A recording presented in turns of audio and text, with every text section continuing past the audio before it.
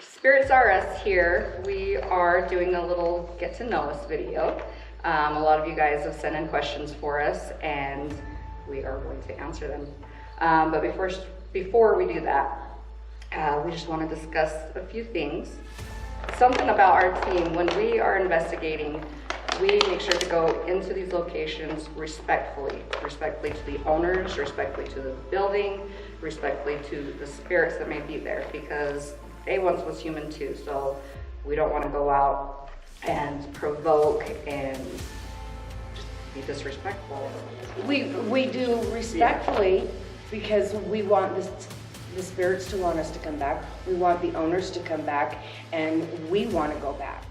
You get back what you give out. So if you give out positivity and good vibes, then you're going to get back those things. If we go in with a negative attitude or prideful, then we're going to get that back. So we try to approach everything open-minded, open hearts, open minds. So another thing is, we don't want to go in, we want to show you guys what the paranormal is about. It's not always this scary, demonic thing going on. Like, we're all going to be on the other side one day. It's just interacting with other humans that are on the other side. You know, it's not really a terrifying experience. Can negative stuff happen? Yes. We try to show you what really investigating the paranormal is. Not something made up, not something fabricated, but what we actually experience as we experience it. There's never any gags. We're not trying to scare anyone. If you come with us on an investigation, you're going to experience exactly the same raw thing we experience.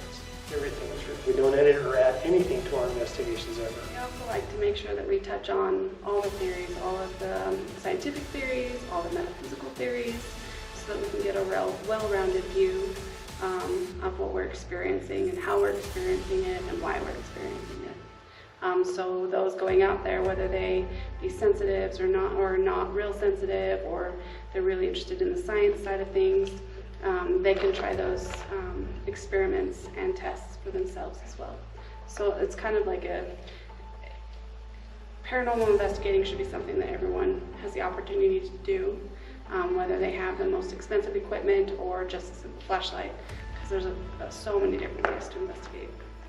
One thing I will say that I love watching is when we get people that are skeptics, not quite believers of the paranormal, and they end up leaving full-on believers. Well, not everybody's going to experience the same thing in the same place as someone else either. So I can hear a voice and you won't. You might see someone and I won't. So each person goes away with their own experience. You could go in one day and it's active, and you go in the next day and it's completely quiet. You just never know what you're going to get. Yeah. Just because something doesn't happen on your investigation does not make the location not haunted. It just means spirits don't want to play that day. They are not circus monkeys, circus animals. They're not there to just perform. We always ask permission, and then they choose whether or not to interact. And it depends on the equipment too. It's just like in real life, some people pick things up pretty quickly and they can do them really fast. So depending on the equipment that you use, it can be, one spirit may be able to figure it out and communicate really well with that piece of equipment, where somebody else comes in with a different piece of equipment and the spirit can't figure it out or has a hard time figuring it out. So they may not get anything and they say, well, it wasn't active. It's not that it may not be active, it's just the spirits that are there may not understand how to use the equipment they're using too. So the chemistry of the people that are with you and their energy also plays a factor into it. So there's a lot of different things that we try and do so that we can find the right experience for everybody. And we don't say that every time you go out you're going to find something. It's, hey, we're going to try a bunch of different things, and what clicks and what works, then we'll keep doing that so that you can have that experience. But if it's not working, then we're open to everything else that's out there. So we don't try to stick with, hey, here's one thing and you have to do it. There's a variety of things out there, and we're not saying you have to do it one way or the other. We're open to everything as well. So So with our public investigations, the reason why we do them, we love our group and spending time together and everything, doing our filming, but it's a different feel when we bring you guys along. Like I said earlier, having people that are skeptics come in and they have a big old experience and they're like, holy crap, you know, and so it's just fun seeing the change in that. A lot of our public investigations also, the money that comes in goes to these historic buildings towards the preservation of it. So we like to be able to help out all the historic buildings and stuff. Plus, it's really fun to watch you guys get the experience that we experience. Yeah, I would agree with that. Watching someone who's full-on skeptical when they come in and shaking their head going, oh, yeah, okay, whatever, you guys. And then when they leave being just excited and thrilled and ready to come back to the next investigation, that happens quite frequently. It's quite surprising how often that really happens. And so all of you skeptics, Come on out. come on out, come try it. We have the most advanced equipment available. We have the most very simple equipment available. And we found that all that equipment works one way or another depending on the type of different person. Come and use our equipment. Come and hunt with us. See what's out there. Come see for yourself, like Danielle was saying, what's on the other side. We're all going to be there one day. The biggest thing is we've noticed no matter where we go, the spirits have a sense of humor. They like to have fun with us. And it's hard to explain until you see it yourself, but they really do have a sense of humor. Just like we all have a sense of humor. They want to have a good time, so you should come and have a good time with them. Yep, I agree. When you're going through,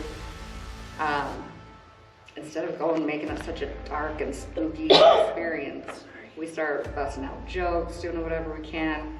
It's a whole different experience for the spirits as well, instead of the same old, tell me your name, demon, type kind of a thing, you know? So, with our public investigations, we do try to do the minimal costs as we possibly can. It all varies depending on the location, depending on what the buildings need out of it, you know. So, but we will always try to keep them as low as we possibly can. We might get some really big venues, but it might be a little bit more money.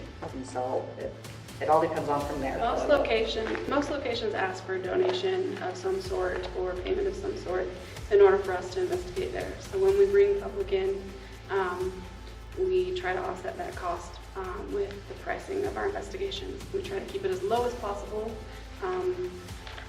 to keep it affordable for everybody, because we think everyone should be able to enjoy ghost hunting, and it shouldn't cost your house payment or your car payment, or it should be just like if you were going to a movie or going on a dinner date. It should just be a fun night out, and so it shouldn't break the bank. On occasion, like we did have our fundraiser that was helping for the school. We didn't really have a say in the cost, but because it was more money, it's because it was going to a fundraiser to help that school and those kids. Okay, for our questions, we have, this one is from Michaela. I don't have a last name, Michaela. It says, do any of you worry about coming across something negative? And that's always a worry. There is negative spirits out there, just like there's positive and negative people, you know. So you can come across negative things. We try to take precautions to try to make sure that we handle the situation and try not to bring anything home with us. But yeah, that's always a possibility. We just try to keep it, the more energy we make positive, like we were saying earlier, we try to keep it all up and funny, and that kind of helps more drown out the negative. We have ran into negative, some pretty nasty negative, but we try to remove it from the conversation or ignore it. Kind of like a toddler. If you ignore the behavior tends to dissipate. It doesn't bother us as much as it would someone who tries to egg it on. Or removes from the situation. So like if we're in a room and we're experiencing negative, then we just say, okay, we're sorry we're bothering you, and we'll move to another room or another location. Thank you, Michaela. This one is from Bruce, and he asked, have you guys always known each other, and how did you come together? I can say I've known this guy since we were 17, and we met working at haunted houses. Yeah. No, we did not know each other. Most of us, anyway. We've crossed paths. We've crossed paths through other teams and stuff like that, but this team was kind of just brought together. A lot of similar interests and similar, Yeah. I guess. We've met before, but we didn't know that we Yes, met we've until we met talked before. about it. We've met. Brooke We investigated before. We investigated together once, Yeah. and didn't realize when we came to investigate with this team, we didn't realize we'd met before because we looked familiar to each other. We figured it out. We crossed paths a couple times at other locations as well. Actually let her into our one location once. Yeah, but I think that's the first time that we met. What's really funny is when you look at where we all live, some of us live in Tooele, some of us live in. I don't want strangers coming to my house, dude. I'm just kidding. I'm just joking. And some of them live down toward Payson and Santaquin, and some live in Salt Lake. So really, our group is really spread out, and so it's not like we all grew up and, oh, let's go ghost hunting. It's through a process of elimination and interviews and we're trying out for the team to see who fit in together. That's how we all ended up doing this. I came through a public investigation. You found us on the radio somehow. I found it on the radio, but I don't it was know how still that a- happened. It's still a public investigation, and me and Danielle live less than a half a mile away from each other. In the same city. Yeah, didn't even know it. But I think we have very similar personalities and humors. Like we get each other. Oh, We yeah. get each other's humor and we can play off each other well. And our different techniques and our different gifts kind of complement each other. And that really helps when your team can, like one person can start something and another person can pick right up where they had left off because we kind of just, I don't know, it's almost like a twin thing where we finish each other's sentences, we can finish each other's Jokes. investigative techniques. We just kind of flow together. All of our energies really work well with each other. Yes. And that can be difficult to find. So when Yeah. you find that, you tend to want to Hold on. gravitate toward it and hold on to it. To answer your question, we have not known each other for very long. Brooke's been on the team for 2 years? Three? So 3 years. So Mike and Christy, they've only been with us for a few months, but it doesn't seem like forever. Lisa, she's been, both these two, Allison and Lisa, A year. been about a year for these two. And then Nate was just shortly after. Same time I as came Mark. on with Mark and Chris. Well, he was about a month About a before. A little bit before. Yeah. Yeah. Yeah, so, yeah, it's awesome how we all come together. This team, I love the people on our team. Like you said, the energy is just amazing between all of us. And we get along so well. I love it. Why do you all do what you do? And how did you first get into ghost hunting? And this is from Connor Davis. I've just been in love paranormal since I freaking can remember. Know anything particular got me jump started into it or anything. I've just been interested in it since I can remember. For me, ever since I was a little girl, I've dealt with paranormal. I didn't have a whole lot of people that believed in me with it when I was little, except for my daddy. But back then, it was terrifying for me as a kid. And then started out with my grandma. We owned the Family Tree restaurant in Santaquin, so that was kind of me and my cousins. We decided, let's go play with the ghosts, you know. And ever since then, it boosted the interest for us, you know, having one experience after another.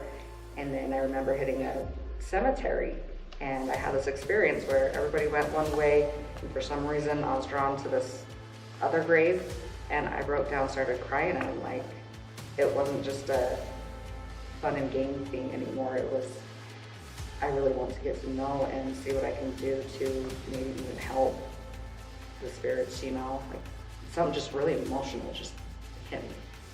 For me, I was a non-believer until about a couple of years, just 2-3 years ago. Maybe 4.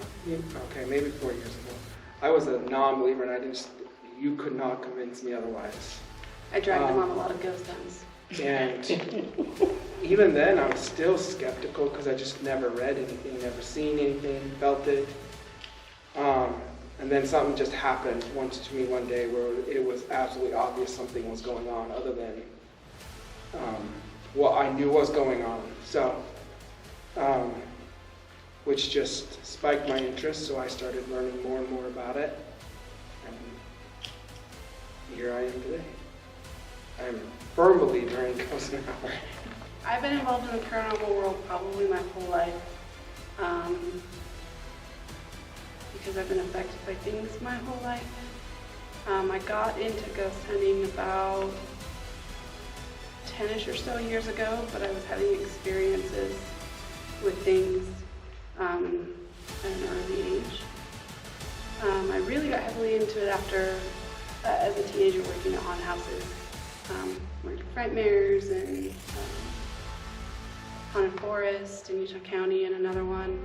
And I just really enjoyed being around all of that and being able to talk about these things and not feel like an outsider or feel like I was crazy. So when I realized that there were other people that were experiencing some of these things or interested in figuring out what some of these things are, I just kind of started to gravitate towards that.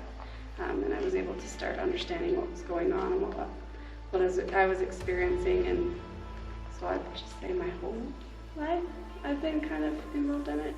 So when I was a little kid, I lost a lot of family members.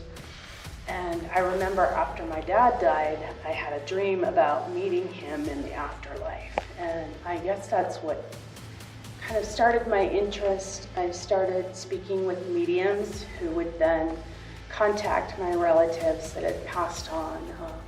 So I grew interest through that.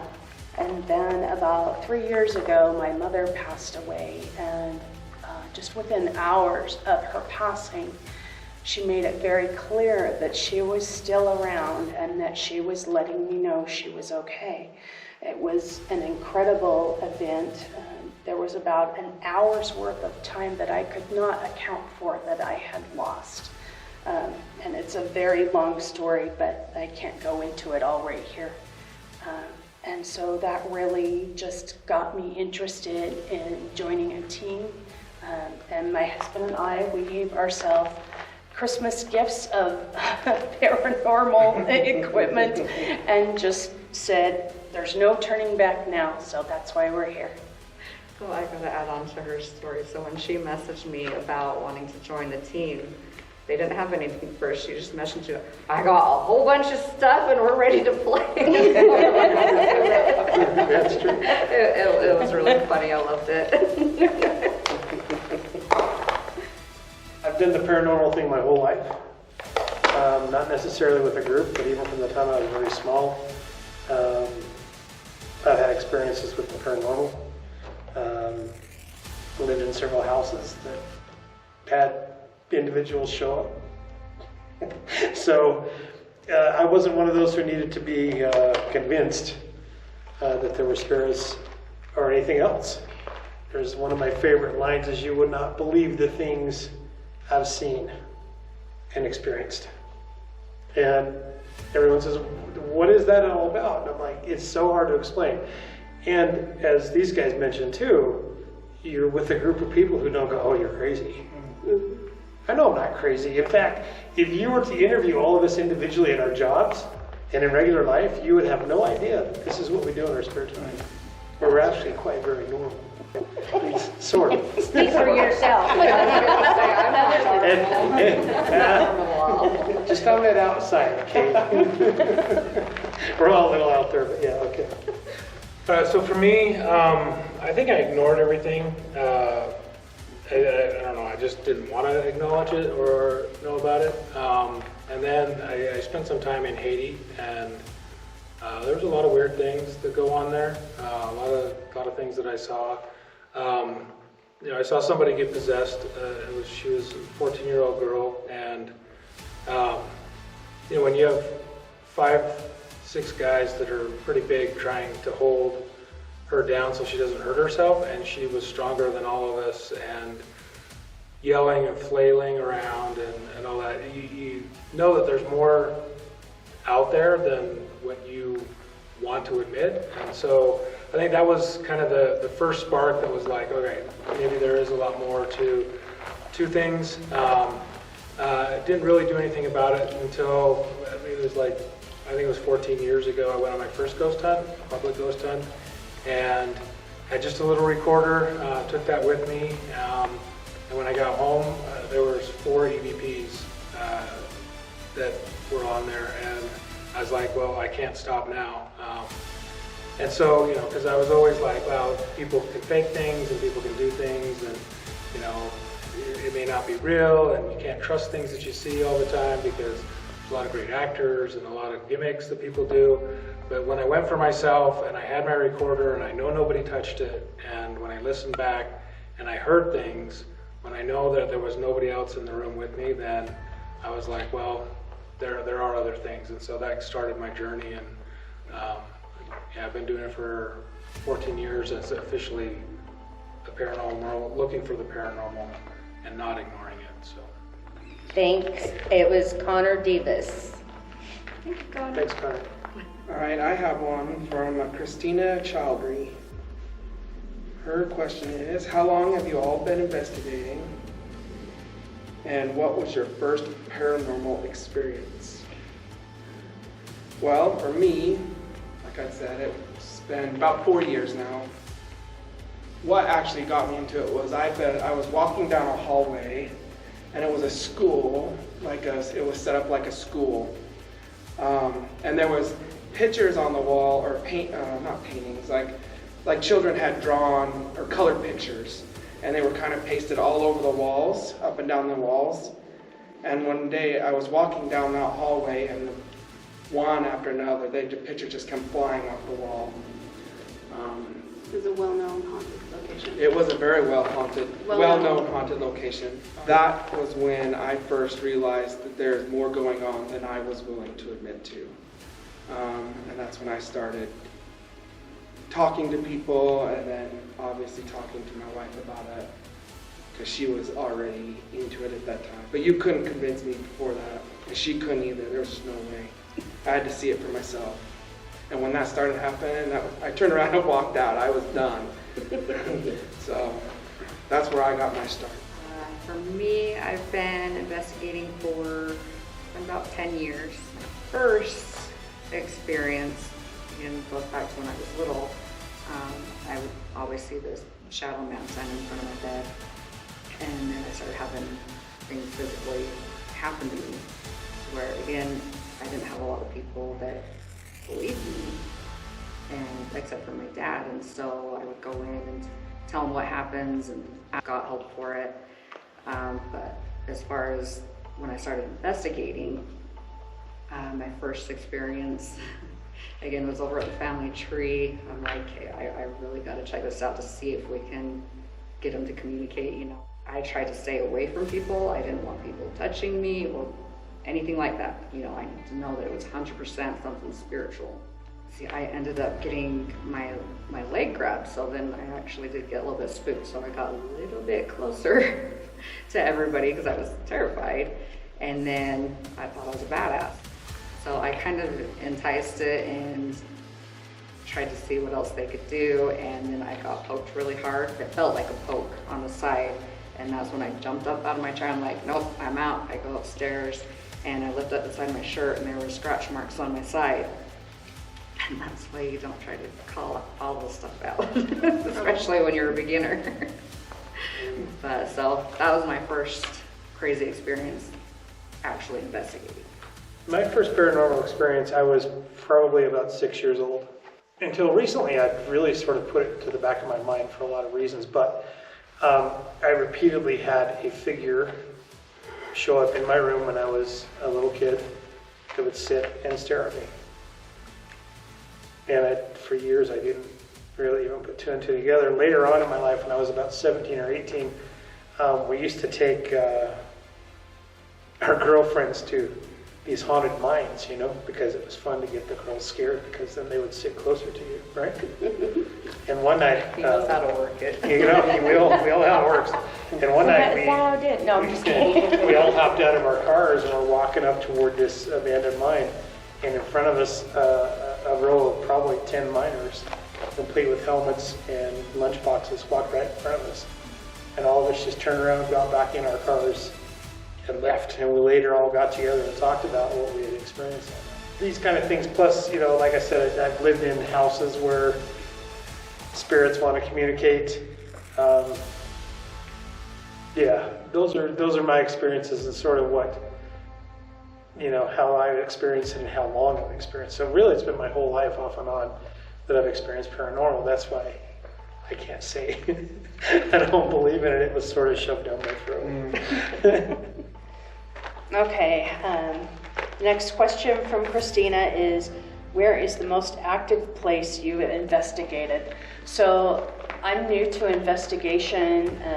I've done several different places with this group, as well as a few places on my own. And I would have to say that it's a tie between the spa that we went to as a group. For me, that's been amazing. And then the other place I would say is the Cosmopolitan Hotel in San Diego, which is really close. It's just a hop, skip, and a jump from the Whaley House. But the Cosmopolitan was just full of ghosts, and within minutes there was so much activity, and it was at that location that I realized that ghosts have a sense of humor. And I thought that was just great. But we caught figures on the SLS cameras, and actually as we were walking out of the building, behind me a planter just tipped itself right over and fell to the ground when there was absolutely no wind, no earthquake, no nothing that could explain what happened. So I was really excited about that. The most craziest place for me was Waverly Hills in Kentucky. It's like no matter where I went, they were right there. It was me and my friend Paul. Usually I'm okay with like drifting away, but this place, like I couldn't leave his side. But when I did to go set up my equipment, he would be far away from me and I would get these loud breaths like right in my these loud breaths like right in my ear, just type kind of a thing, and I'm like, Paul, get back here, and then there's the body shoot, and this is where I freaked out the most. Normally I'm not big on swearing, but it got some words out of me for sure. I was walking down the body chute. There's the slide part, and then there's stairs, and I started hearing some noises. Turn around to see if it was him, but it wasn't. And then there was this super loud bang, as if somebody took a metal baseball bat and just whammed it right across a metal door or something. And I about pushed him down the chute and take him, not me type kind of thing. I was out, but that was probably the most intense place that I've been to. My most active place has been the spa.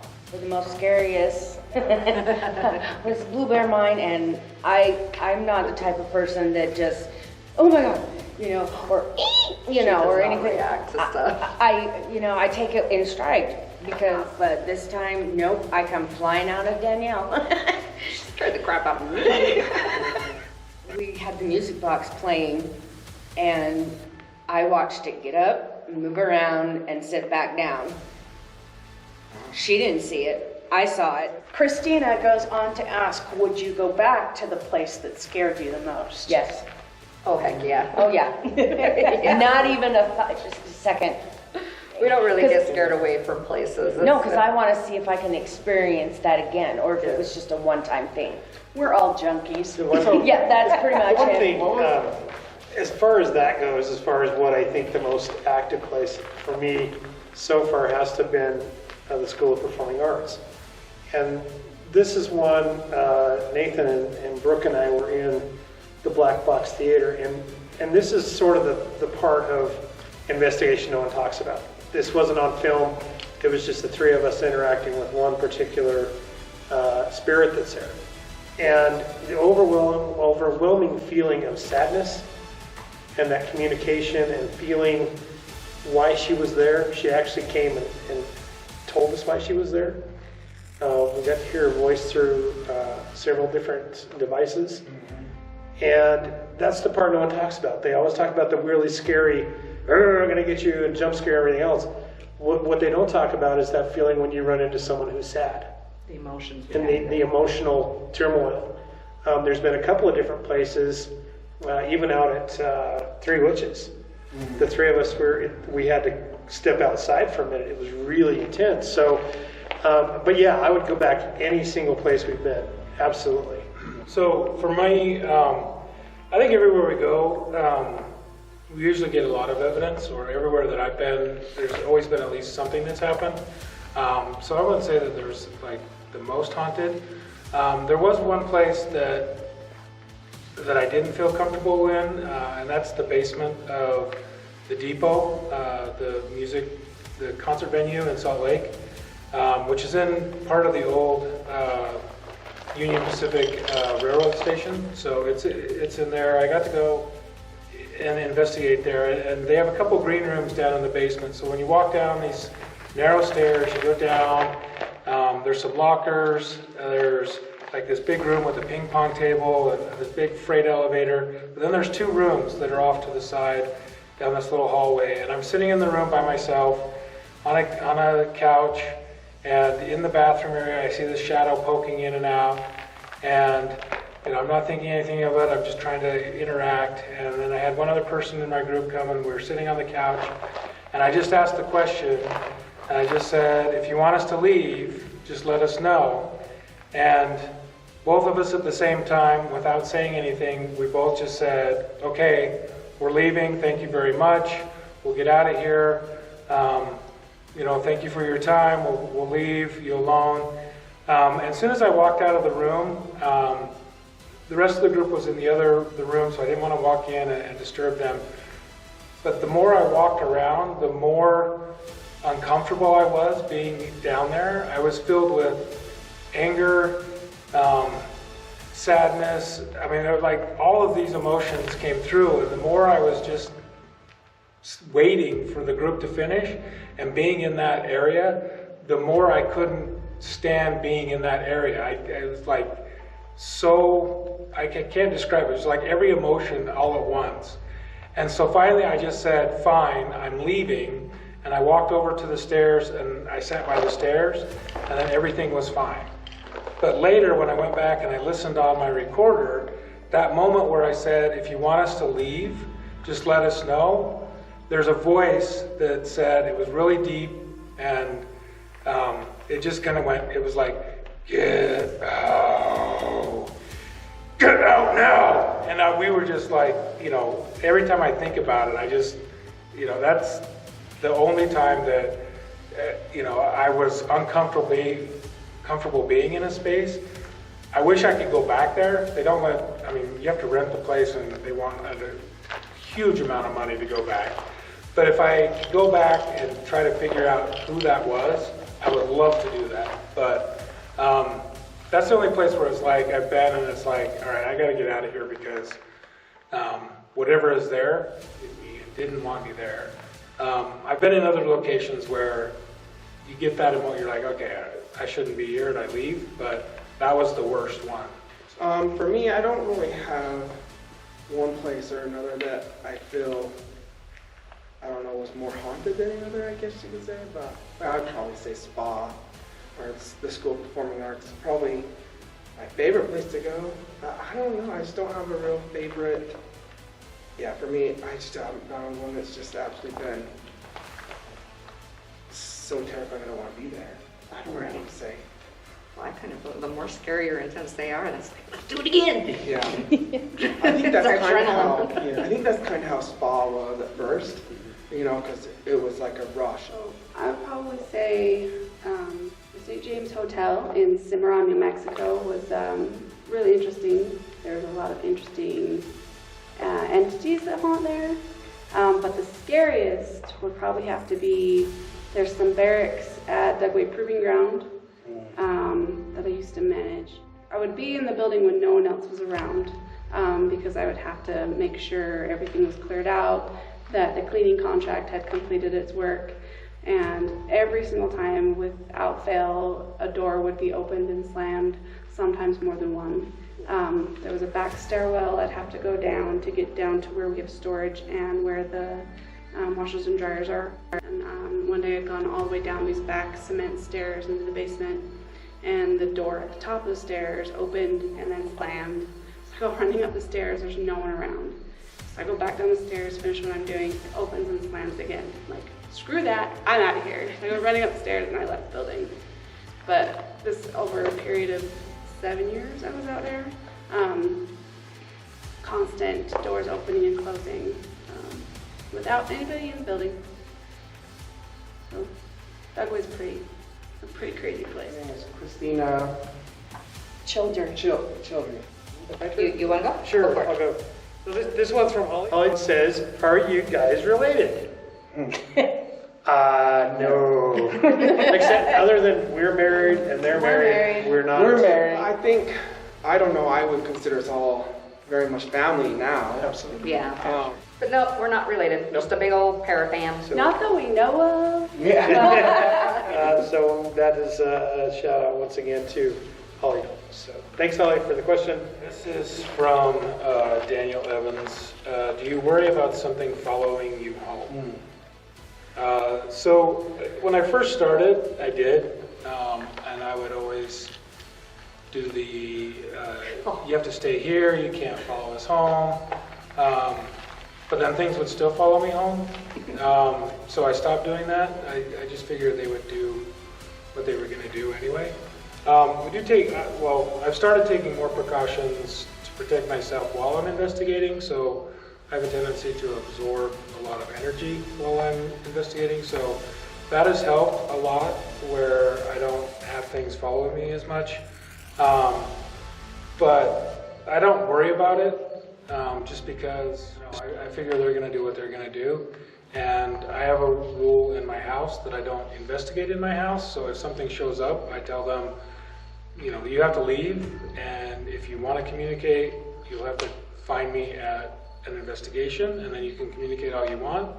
And that seems to work the few times that I've had things in my house. But so yeah, I don't really worry about it. Other than, I try to protect myself just for myself. But other than that, no, I don't really worry about it. I don't really worry about it either. I used to, when I first got into it, I'd ground myself and, take your shoes off and rub your feet on the grass. Supposedly that's supposed to help or whatever. But now I don't worry about it because I don't acknowledge it at my house. If it's there, it's there. I just don't acknowledge it. Unless I bring one over to them. But then they make it, they make it known that they're there. That was kind of interesting. But usually they don't, for me, I just ignore it and they don't bother us. There are different techniques that you can do to protect yourself before and after. And these are some of the things that we can teach you if you come on one of our ghost hunts and you ask one of us. We are more than willing to show you the techniques that we use, and you can try them out and see if they work for you. A lot of it is mindset. Again, when you're investigating, what you give out is what you're going to get back. So if I don't entertain that energy and don't allow that energy to invade my space, it's not going to, because I have essentially mentally shut that off and told it, nope, you can't. Unless you bring Danielle over to your house and the ghost finds an intercom system that is never being used and decides to play with it, then you just unscrew it from the wall and try to remove the power supply so that it stops going off. And it didn't, it still kept going. Until I left, and then It hasn't turned back on since she left. So she's got little ones that like to follow her around and I'm mess a with magnet. stuff. I'm a magnet for them. I can't help it. Yeah, I used to be worried about it. When I would go home from investigations, when I was first doing all this, I was always scared. Everybody else is all married and got their little whatever's, but nope, I'm solo. So I go home, I'm terrified of what's gonna like pull on my feet under my bed or whatever. Now I got, We are taking applications. They're taking There's a long applications. interview process. If you'd like to date our Danielle, you must first apply through the Pass team. several tests. Yes. And all of us have to approve of you. this is why we're family. I love these guys. She's not the only one here, so just She's got- getting that out there. She's got 3 dads and 3 moms right here. But anyway, so yeah, I used to be worried about bringing them home, and then the more I done this, I just get so used to it. So I come home, try to get in bed, and I will feel something or see something, and I just sit and stare at it for a while. I'm like, not tonight. And I pull my covers over and just go to bed. And so I think I'm not very fun to haunt anymore. So they're like, whatever, So I don't worry about it So they were at anymore. your house today. Shut it off. They're at my house every They day. were wearing red, and they walked past while we were. Oh, that's interesting. Alright, does you guys want to give the shout out to who that was? That was Daniel Evans. Daniel Evans. I was in Eureka investigating the Gatley building. There was only 3 of us. It's from Katie. Again, I don't have a last name on this one. What is one of your craziest experiences? One of my craziest ones, so I don't see things like Allison does. I don't see them in detail. If I see something, it's more like a shadow figure or something like that. And I see this lady, there's a window, and I see this lady that walked past the window. And I kind of mentioned, like, well, she looked kind of scary, and my friend was looking towards that way at the moment. And like, she was kind of like really pale and just moving kind of like zombie mode. Like, I didn't want to be rude, but I'm like, she looked kind of creepy. My friend just kind of looks at me and she's like, nobody walked past that window. Like, it was full on detail of the woman. And so I freaked out. I'm like, no. So I get all excited, jump up, and I book it out the doors, and I look down the aisle, and there's nobody. I mean, it's late at night. Nobody down that way, nobody walking down the streets. Come running right back in, and I'm like, did I just see a ghost? Like, all of our equipment just started lighting up and flashing and going all crazy and stuff, and it was so amazing. Wow, I got really excited with that, sorry. Whew, so much energy. Craziest experience? First time ever at Fort Douglas. Go into the back room toward the back library, there's a bathroom. I walked past that hallway and there is a full figure apparition standing there. I about died. And we put the geophone back in that room and it would periodically set it off. That was my first experience at Fort Douglas. My most crazy experience was at Spa when we used the angel board. I was very skeptical. I really didn't believe that they would work. And it was Nate and me and, was it you, Allie, that were? No, I stepped away. I think it was Daniel. Danielle, okay. So the 3 of us had our 2 fingers on the planchette. And not only did that thing start moving so fast, we couldn't keep up with it, but it was wobbling, it was vibrating. But I thought, I still was being skeptical, and I thought maybe somebody might have been pushing it. So Nate's hand seemed to move exactly how that planchette moved, and I kept taking his hand off of the planchette to see if it was him, and come to find out it wasn't. So that was crazy. I think one of mine was at Benson Gristmill. It was the first time I saw a full apparition. So in the mill, the main mill, when you walk in, there's all the equipment in the middle of the mill. And so usually when people investigate, you can go upstairs to the upper levels or down to the lower levels. And the couple times that I'd been there, I'd always just gone to the lower level. One of the times that I was there, I was sitting on the bench and I was waiting for somebody to come up, and the stairs that go down, I saw a guy. He was dressed in white pants, white shirt, he had a white hat on, he had a reddish brown beard, neatly trimmed. He stopped at the stairs, put his hand on the post, looked at me, I looked at him, and it seemed like forever. And we stared at each other, and I kept thinking, you're not recording. You have a camera in your hand, and you're not recording this. And this guy is standing there, and you see him, and he sees you, and you're looking at each other. And as soon as he walked down the stairs, he disappeared. And the minute that I walked around the corner to go upstairs, they have a uniform that they used to wear when they work at the mill. And I was like, that's what the guy is wearing. And it was the exact clothing. And I was like, I just saw a guy wearing this full uniform at the stairs, just walk down the stairs. And so there's a couple other people who have seen him as well. But that was the first time I'd seen a full apparition of a ghost. So. All right, thank you, Katie, for your question. This is by Gabby R. What is one place you all would like to investigate for 24 hours? Waverly. Waverly. Yeah, would be a good one. Waverly. Absolutely. Alcatraz. Yeah. Alcatraz would be Let's cool. could go on with this one. There's a lot of places. Oh yeah, I have my bucket list, trust me. I Yeah. think we all have our bucket list. Yeah. Stonehenge. Mine That would be be interesting. I would love to. mine would be Pearl Harbor area. Pearl Harbor would be cool. Oh, yeah. But Gettysburg.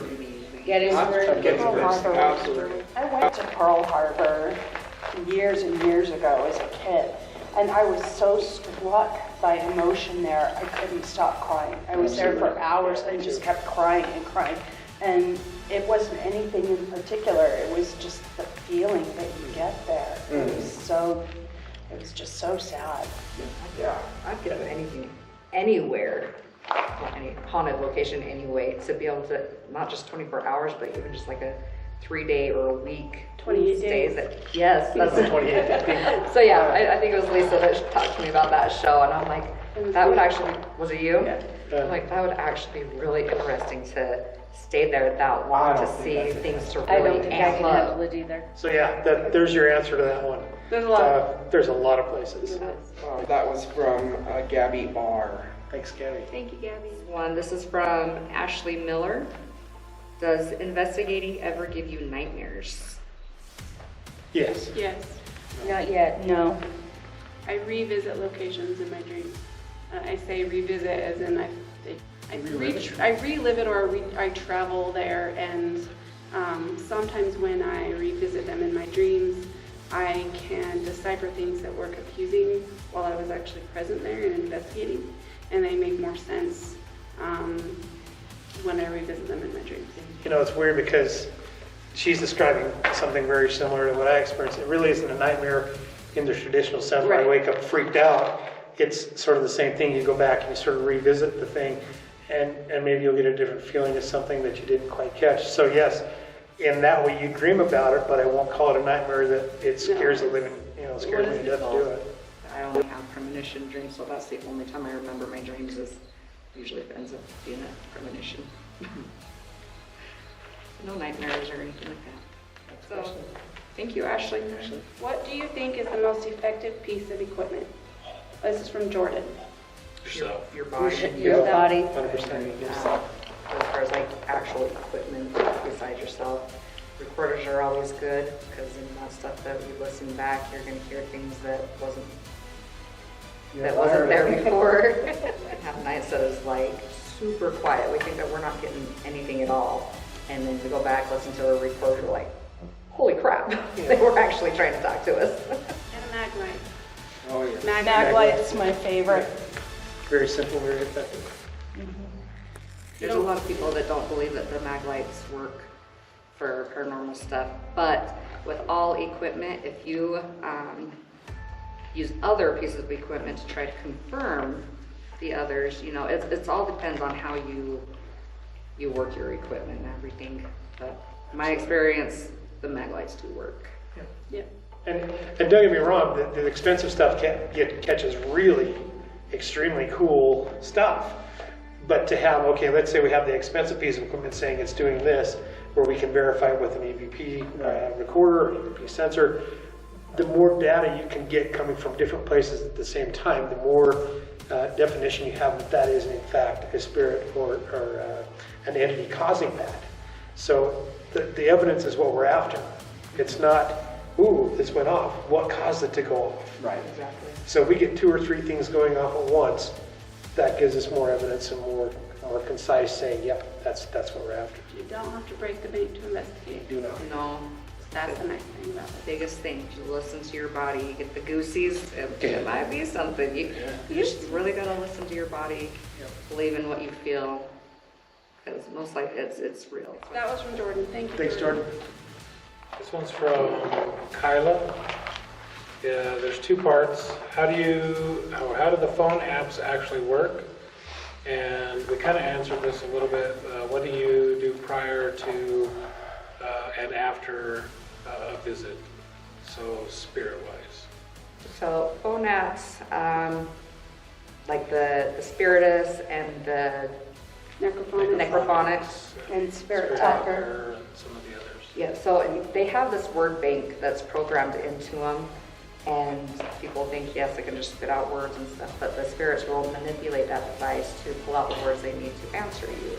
But again, like I said, yes, that phone can just spit words out. But if you're using other equipment to confirm or verify, then that's how you know if it's true. And if it's like giving you direct answers to your question, you know. So it's not something. Intelligent responses. That would be interesting. It's not something we See typically. that bat? Was that a bat? That was a bat. And some of the ones that we use in conjunction with a Bluetooth speaker. So it's creating that space in between. So the way I like to explain it is like the movie Poltergeist, when the white noise is on the TV and they're talking through the white noise. That white noise is what the thing that was created for the spirit to talk through. So when you're using the app and it has the database and it's churning out some noises and some words and stuff like that, it's creating a similar type of environment.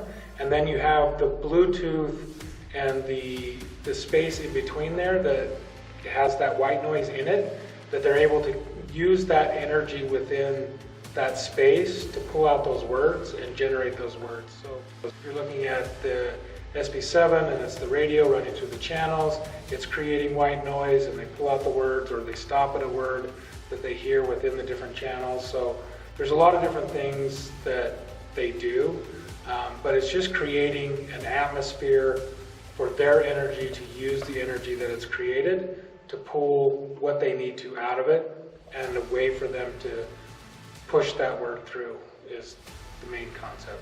So with the spirit box, it will go through different channels and everything, picking up one word from a radio station. But if you're watching that and you are getting words that's coming across multiple stations, that's not going to be a word from one radio station. That's coming through multiple stations. Like sentences. Yeah, Well, and since if it was there's multiple words, radio right? stations, it would have multiple voices. It would be different voices for each station, but usually you get the same voice. Same voice across coming. different sweeps of it. So that was Kyla. Thanks, Kyla. Do you only investigate in Utah? And this is from Tate. No. No. We've been everywhere from New Mexico to Kentucky, California. We've Gordon House in Massachusetts. You would like to pay for us to go somewhere to investigate. We'll do it for you. Yeah. looking for sponsors. All right. Thank you. Thank you. Who was that? That was Tate. Thank you, Tate. This one is from Carrie Thompson. Something's fine. Sorry. Carrie says, are any of you sensitives? Should we do a raise of hands? If you're sensitive, raise your hand. I take it on energy, so sort of. I get premonition dreams and empath. I don't know the needed. That was from Carrie Thompson. Thanks, Carrie. Thank you, Gary. I have the last question, and it's from Anonymous, and it says, what scared you the most of all the places you were? I think we've all kind of had our... I don't Yeah. think we really get scared either. I think we get more excited. No, I got scared. I've had my being scary scared. moments. I think that a lot of it's more uncomfortable. Yeah. It's like, I'm not welcome here, so I'll leave. And not necessarily like, I'm so scared I'm gonna run away, but it's Right. more like, all right, whatever is here doesn't want me here, so I will respect that. Oh, I jumped. I can speak differently. I had a moment, it wasn't just me, so I know I wasn't a crazy person. but I thought I was gonna die. Me and two other people, we was at Case Cross, and we thought we heard our group of people, so we come meet back underneath the hanging tree, and we thought that tree was coming down on top of us, and I screamed, the guys screamed, I froze, they had to pull me out so that I didn't get smushed by the tree. But then we're like, what the heck just happened? Nothing happened. So our people came running back to make sure it was okay, and get home and everything, listen to the recorder. This was a loud noise of a tree coming down, big tree. But in my recorder, the noise wasn't there. You just heard us freak out. It was, I thought I lost my mind. Like Blair Witch. So I have had moments that literally scared me. Yeah, I won't say I've never been scared. I've had moments that scared me, but I think it scared me because I wasn't expecting what happened. It wasn't so much that I was scared that I didn't want to, scared that I don't want to be there because I didn't know what was going on, but not so much scared that, like an evil. There's really only been one spot that I felt anything that was, terribly negative.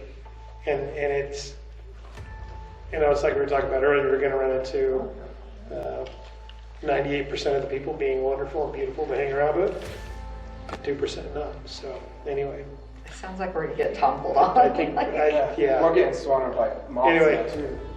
Thank you all for your questions. Yes, we really appreciate you bringing that in to help us to help Get to know everybody us. else get to know us. Yep. And what we're all about. Come investigate with us. Investigate, jump onto our YouTube, subscribe, ring that bell, smash that like button, and all that fun stuff. Thank you guys. Thank you. Bye-bye.